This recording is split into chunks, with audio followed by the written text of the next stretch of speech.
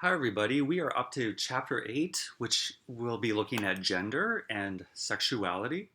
So, we'll talk about both gender and sexuality today, about some of the differences, about how they're related, about the contrasting elements of gender and sexuality. And we'll also talk about some other issues regarding feminism, women's issues, masculinity. So, we'll get started by just defining some terms here. So there's a difference between sex, sexuality, and gender.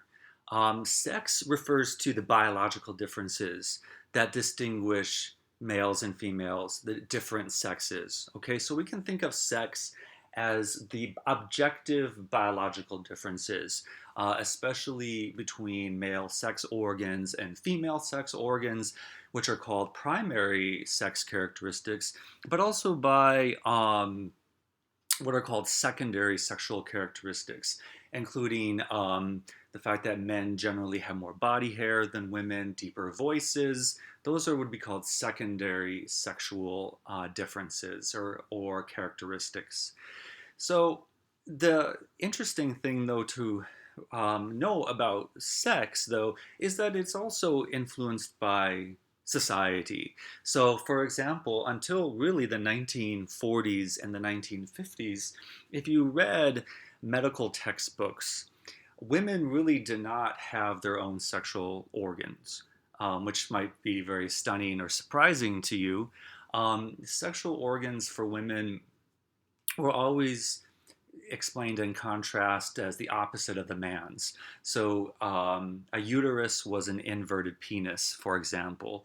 Another thing that we see, especially in the early 20th century, is that women weren't supposed to be sexual beings. Men could be sexual beings, but women couldn't be. That's something that we'll talk about later, and it also relates to the second concept of sexuality, which refers to sexual desire, sexual preference, sexual orientation, sexual identity, and sexual behavior.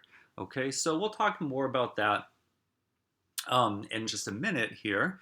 And then sociology, more so than sex, really studies gender. Okay, and gender is what culture attaches to being male and what culture attaches to being female. So, gender is really a social institution. I know that sounds kind of strange because generally we think of institutions as like formal, these formal organizations like the educational system or the criminal justice system. But gender too is a social institution because it sets up patterns and expectations for males and females, and including upholding boundaries between what is masculine and feminine. It affects social processes of everyday life. It's built into our major social organizations of the society, right? We have sex segregated schools, we have sex segregated bathrooms, we have sex segregated colleges, we have sex segregated sports, we have professions that have been deemed to be male professions, we have professions that have been deemed to be female professions. We have had laws that are different between men and women. We've had laws regarding marriage and divorce that affect women differently than men, and vice versa.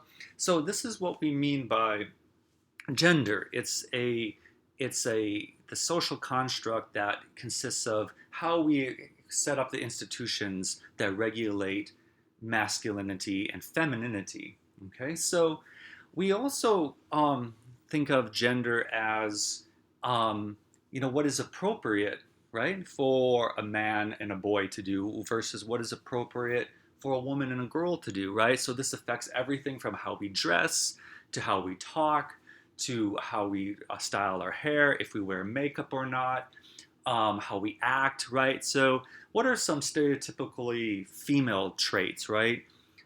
These could be nurturing, warmth, caring.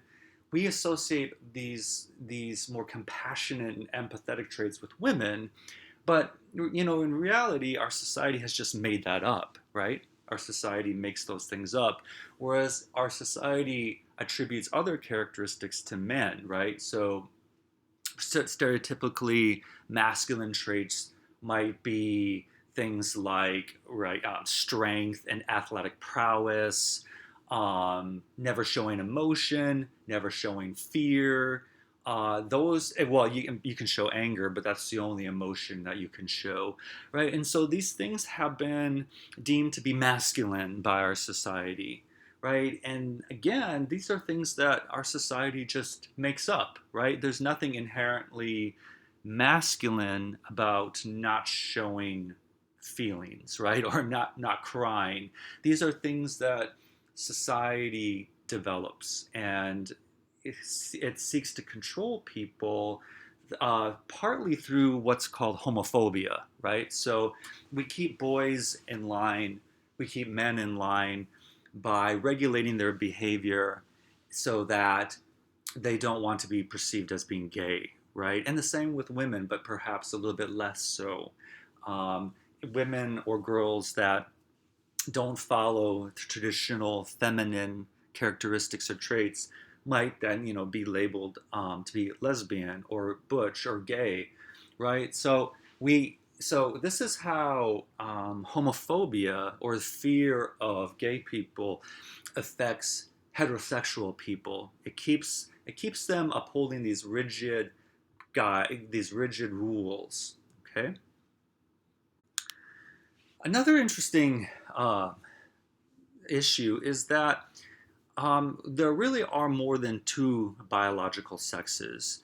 Um, about 2 to 3% of babies are born without identifiable male or identifiable female sexual organs.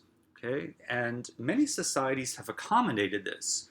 So our modern Western society hasn't really accommodated this, and in some ways, modernization, especially Europe that was then transmitted to the United States, has actually we become a little bit more strict as far as seeing gender.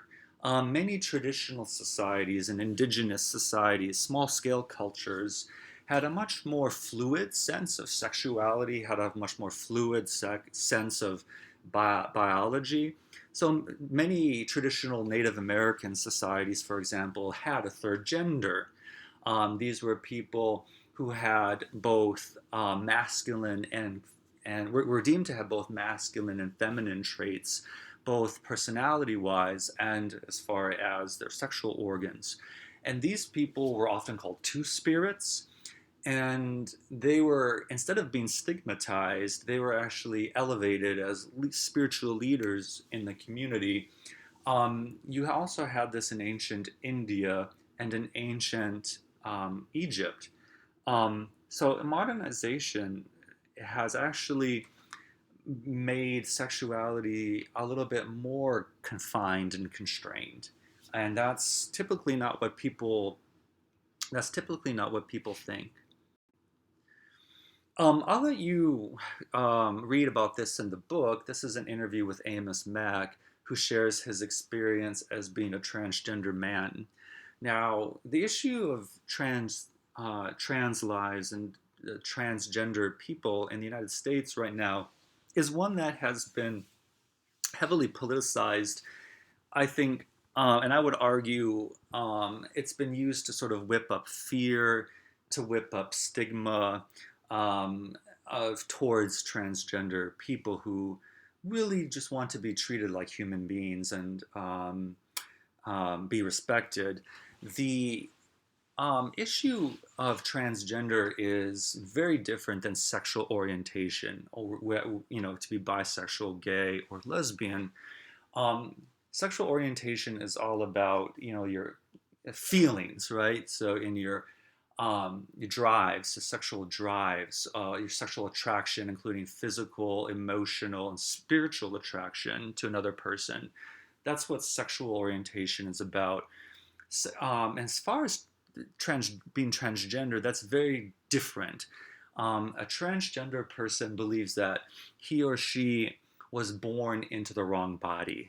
So mentally and spiritually, they feel that they were born into the wrong body. Okay, so we're going to talk, we may talk a little bit more about this later in contrast to um, being gay or being lesbian.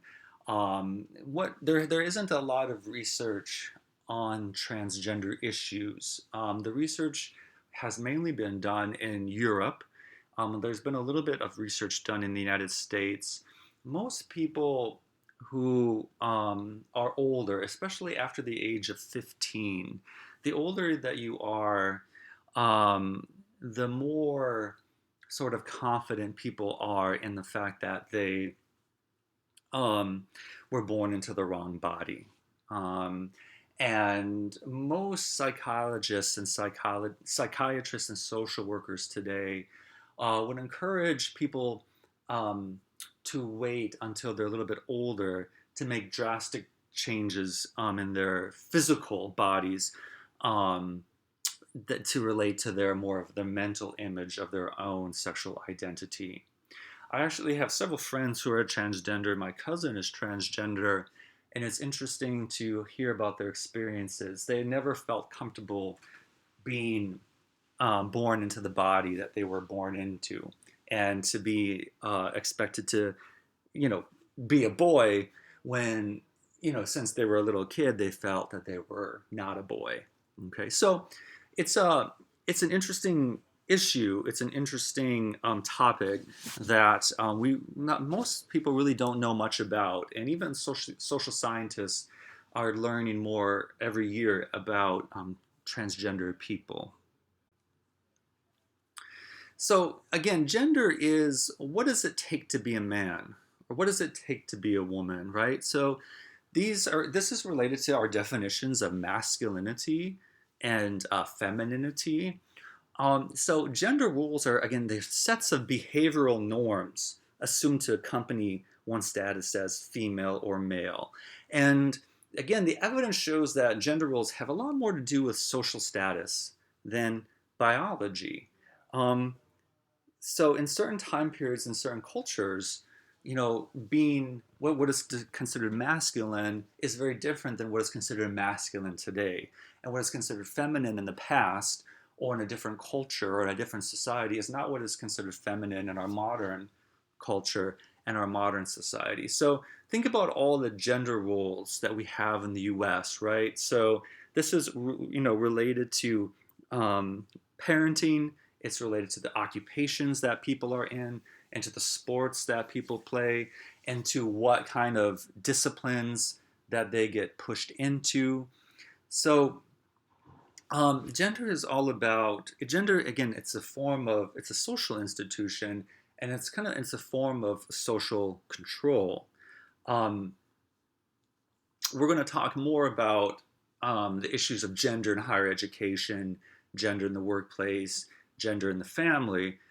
But the idea and the norm that women stay home, um, are the caretakers for children, are the caretakers for the elderly relatives, that women cook, that women clean. These are things that society, right, has made up, right? This is not intrinsic to being female versus being intrinsic to being a male.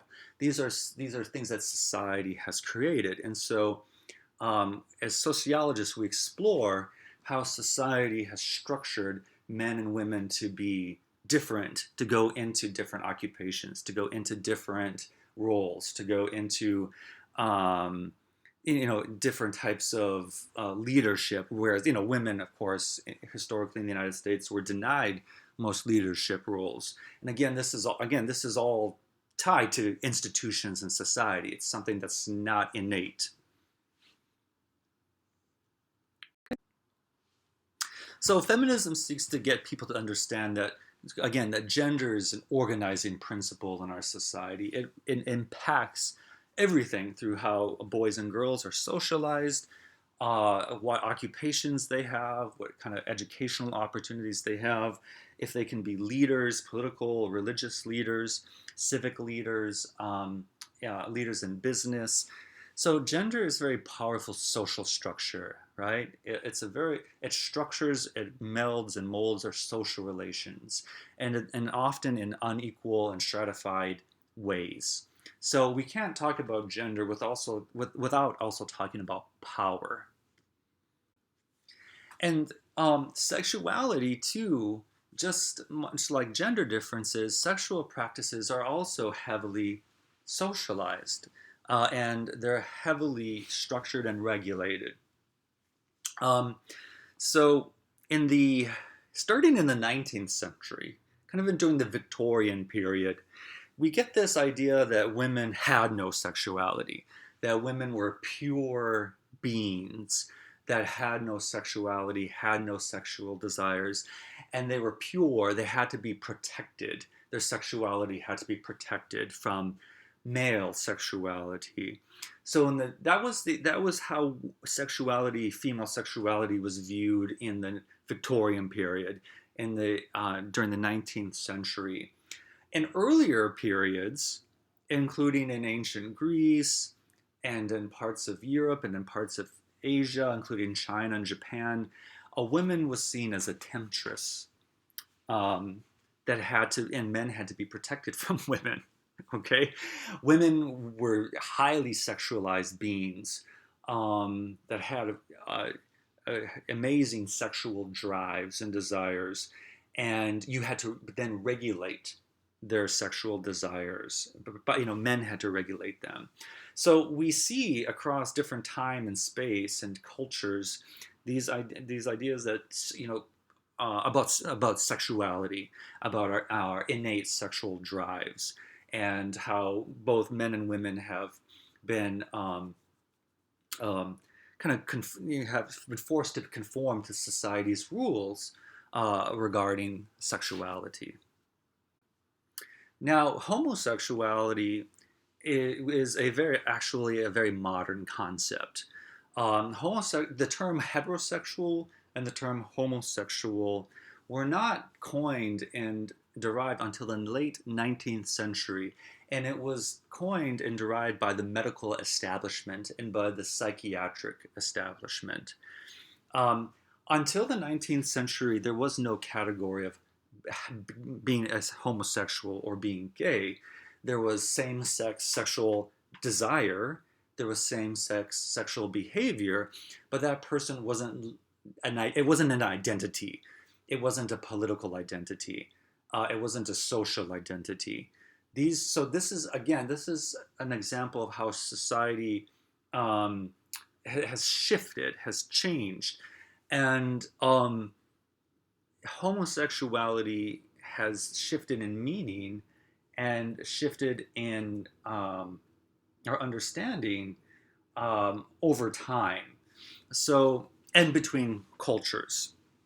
So, um, in the United States, um, prior to European settlement, um, again there was no category of homosexual, but you had people who were obviously attracted to members of the same sex and engaged in sexual behavior with members of the same sex. So in the ancient Americas, with the indigenous population, including the Diné, the Lakota, the Cherokee, homosexuality was considered to be just another, aspect of social life. It wasn't considered to be sinful. It wasn't considered to be. It wasn't stigmatized. It was it was a natural sexual expression in a continuum. Okay, and this is sort of how sexuality was seen in ancient India too. It was seen as just another sexual expression in a continuum of sexual desire and sexual expressions. Um, Even in um, the Christian era of Europe, um, there is a misapprehension that the church has always been against homosexuality. And this actually isn't true. It's not the case. For the first 1200 years of the church, so from about 0 AD up until the 1200s, homosexuality was not considered, to be a bad thing. It wasn't stigmatized by the Christian church. Um, you had you had papal control over Christian Europe, papal control in Rome. And what is interesting is that throughout Europe, particularly in Spain, Italy, and other places, the church actually defended what would now be termed homosexual people and gay people from public harassment, from being targeted for violence, targeted for being for being murdered.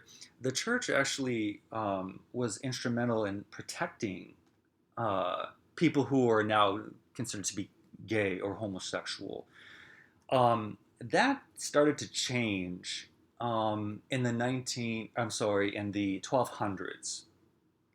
It started to change in the 1200s with the Crusades, with the rise of the Crusades, and with the rise of the writings of Saint Thomas Aquinas, who discussed, in philosophical terms, this concept of natural law. And the church, through the influence of St. Thomas Aquinas, began to see homosexuality as not natural. And this is all what natural law was. But for thousands of years, of course, it was considered to be just a natural sexual expression. So St. Thomas Aquinas was very influential. The Crusades were very influential. The Crusades, of course, began in the 12th century against the Muslim population in the Mediterranean region. And homosexuality in the Mediterranean region, which was becoming Muslim in the 9th and 10th centuries, was even more accepted than it was in the Christian society in Europe. And people who would now be considered gay or homosexual back in those regions, those Mediterranean regions of the world that were Muslim, when Christian soldiers went into those regions, they found that homosexuality was even more accepted, and they began to associate being gay or homosexual with being Muslim. And so you had this strange, homophobia tied with xenophobia, a fear of Muslims. So it's a very complicated, complex history. I'll let you read about this in the textbook, Paula England. Paula England has done a lot of research on hookup culture and romantic relationships amongst college students. I will say a few things about hookup culture. With the rise of apps like Tinder, like Grindr, like other apps, hooking up has probably become more common. Hooking up can be defined as sexual contact without the emotional commitment. But it's important to remember and to know that hooking up has long existed before the internet and apps. About 100 years ago, uh, men and women would often hook up, or men and men, or women and women would often hook up after night, um, behind closed doors, even in the country, right? You would go into the barn and hook up and to be away from your parents. Um, in the 20s, 30s, 40s, 50s, 60s, 70s, 80s, you would often hook up after parties, after going to bars, after going to clubs, after going to concerts, after going to athletic events.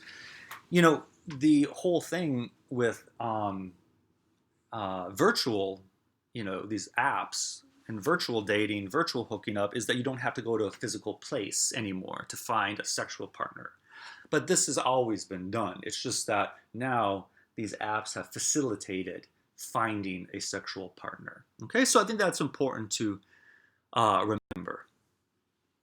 Okay, so let's go back to looking at gender and how gender is socially structured. Okay, so I have a few slides here that talk about this. Okay, so different studies show that gender inequality is really rampant in schools.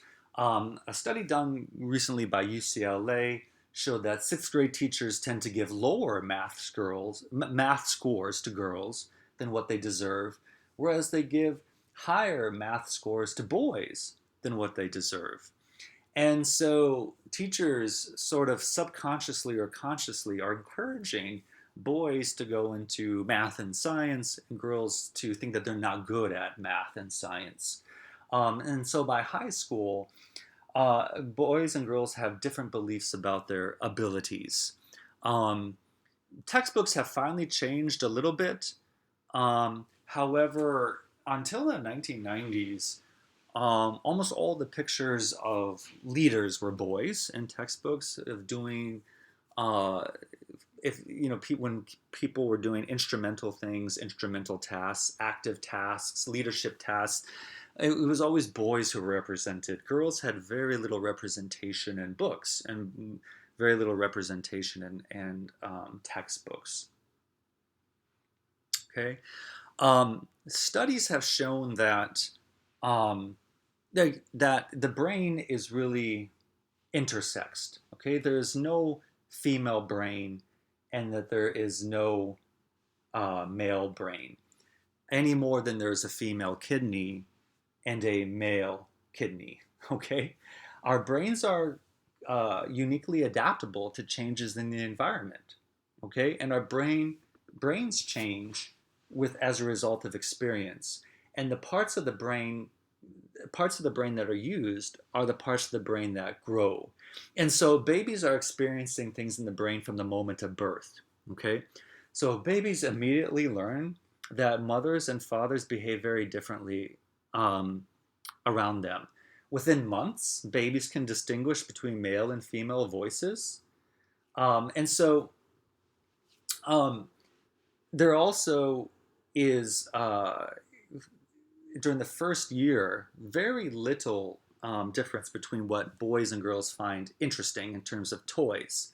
There might be some toys that are more instinctively appealing to boys and girls, but marketing, socialization, and adult engagement play a far greater role in the toy preferences. And again, before the first birthday, researchers find no difference in toy preference. But, you know, by the time they are toddlers, they're encouraged by boys, for example, are encouraged by their playmates, their grandfathers, their uncles, older siblings, their fathers, that you shouldn't play with dolls, that you shouldn't have pink and purple colors in your play area, that you shouldn't be wearing those types of clothes. So from the moment of birth, boys and girls are treated very differently. Um, Girls are, and then this becomes just part of what is seen to be natural, even though these things are all social. Boys and girls used to all wear the same clothing into adolescence. The colors and styles of boys' clothing, the colors and styles of girls' clothing really did not become very distinctive until the 1950s and 1960s.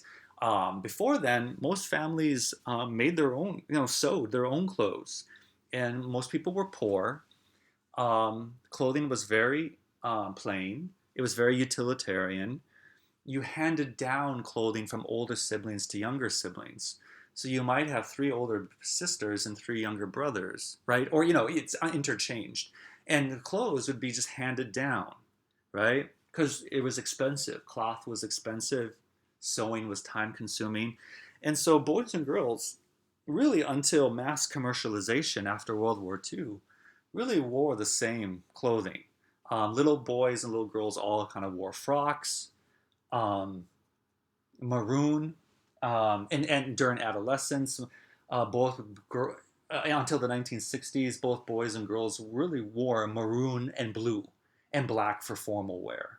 Okay, and so these very distinctive styles between boys and girls clothing, men's and women's clothing, this is really a result of advertising. It's a result of the growth in consumerism, the growth in commercialization, the growth in capitalism and department stores wanting to attract more customers to their stores, wanting to appeal to different segments of a consumer market. Families also by the 1970s um, began to have fewer children, right? It went from on average of 6 kids in the early 20th century to only about 2 or 3 kids by the 70s. So department stores, they noticed this and they wanted to sell more clothing.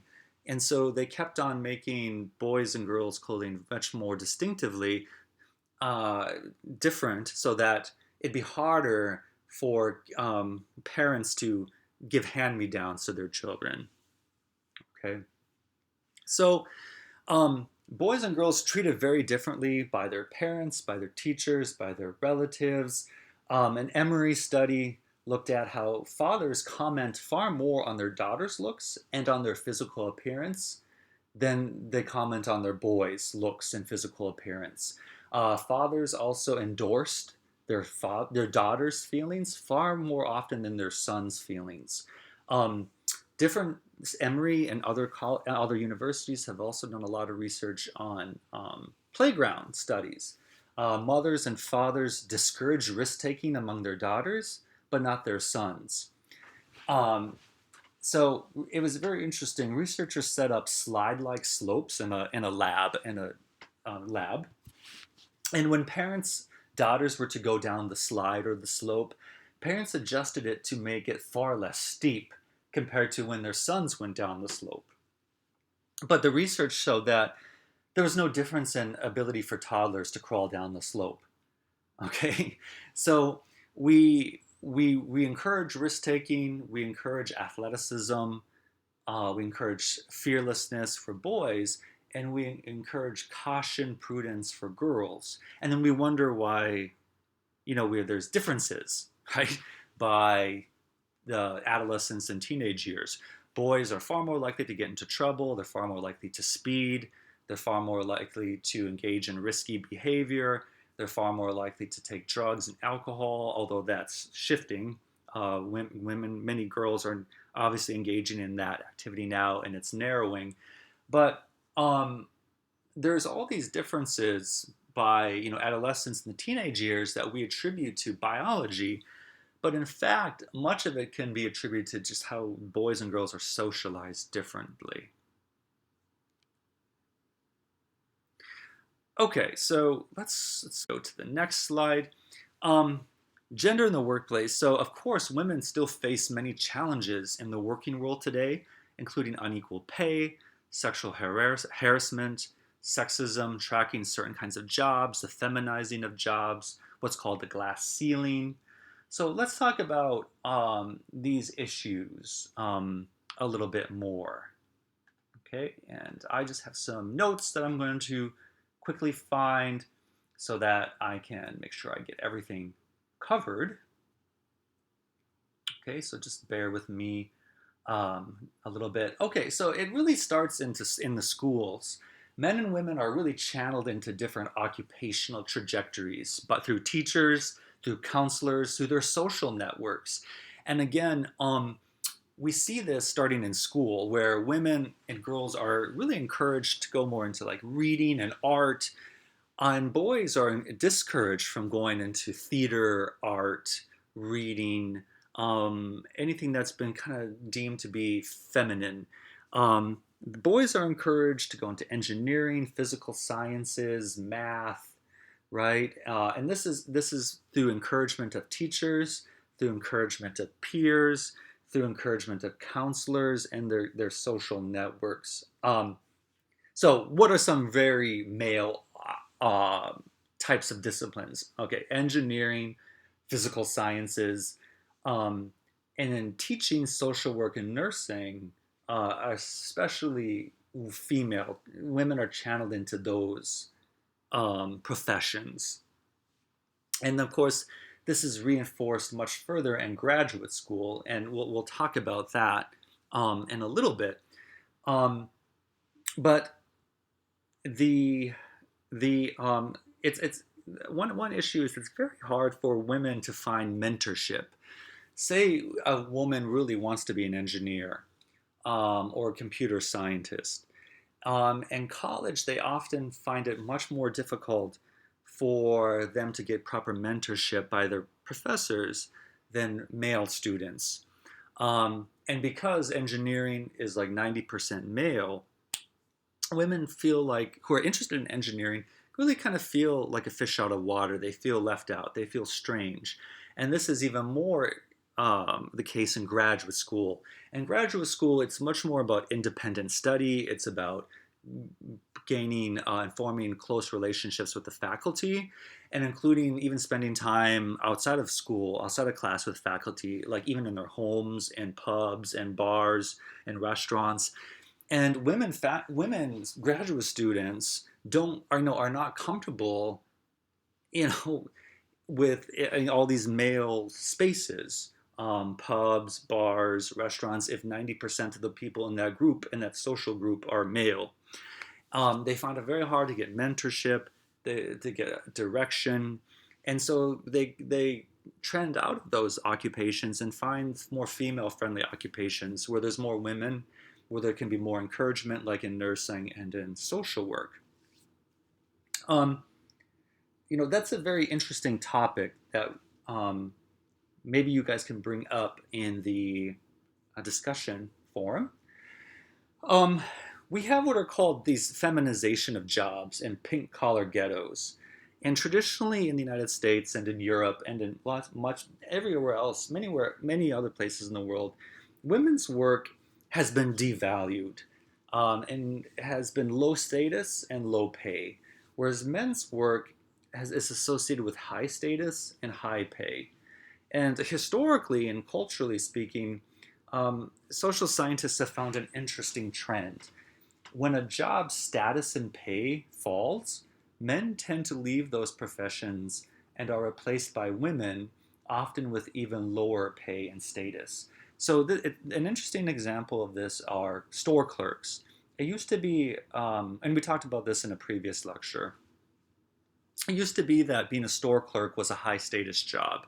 You knew a lot about fashion, you knew a lot about design, about customer service, about tailoring.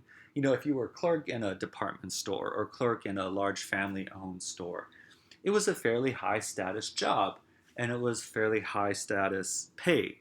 You got a salary and you got commission. And most store clerks were men, okay? But then in the 60s and 70s, with the rise of the big box stores like Kmart and Walmart, companies began, again, de-skilling their workforces and sort of McDonaldizing their workforces. You would reduce customer service. You would produce all these cheap mass-produced clothes that you imported from Asia or Latin America, and it was a much more, again, start of this kind of throwaway culture, throwaway consumer culture. You get clothes and you wear them for a year and you throw them away, and that's a new thing. We didn't used to think of clothing and attire that way until the 70s. Clothing was kept for many, many, many years, and you would get it tailored, and you would get it if there was a rip or tear. Same with shoes. You would always repair shoes rather than just throwing them away. So in the 60s and 70s, we started to move to this mass-produced, cheap consumer culture with imported goods, throwaway culture.